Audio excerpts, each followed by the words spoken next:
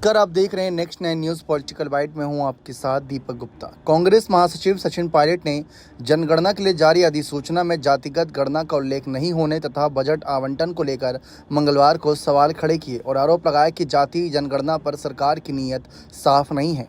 उन्होंने ये भी कहा कि सरकार को भ्रम की स्थिति पैदा करने के बजाय कांग्रेस शासित तेलंगाना में हुए हालिया जातिगत सर्वेक्षण का मॉडल अपनाते हुए जनगणना करानी चाहिए। केंद्र सरकार ने भारत की 16वीं जनगणना 2027 में कराने के लिए सोमवार को अधिसूचना जारी की।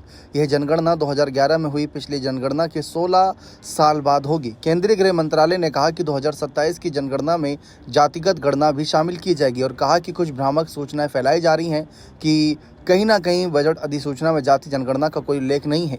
पायलट ने संवाददाताओं से कहा कि कांग्रेस पार्टी और नेता प्रतिपक्ष राहुल जी ने लंबे समय से मांग रखी थी कि देश में जब भी जनगणना हो उसमें जातिगत जनगणना कराई जाए। जातिगत जनगणना का उद्देश्य सिर्फ जाति के बारे में जानना नहीं बल्कि यह भी पता करना है कि अलग अलग वर्ग के लोग किन परिस्थितियों में रह रहे हैं, सरकार की योजनाओं का लाभ ले पा रहे हैं या नहीं, देश और संस्थाओं में कितनी भागीदारी है तथा लोगों की शैक्षणिक, आर्थिक और सामाजिक स्थिति क्या है।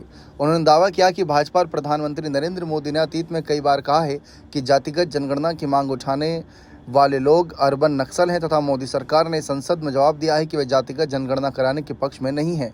पायलट ने कहा है कि भारी विरोध के बाद सरकार ने अचानक उनकी पार्टी की मांग को मानते हुए जातिगत जनगणना कराने का फैसला किया।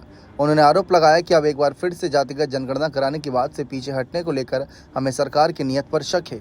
पायलट का कहना है कि जनगणना बहुत पहले से होती आ रही है।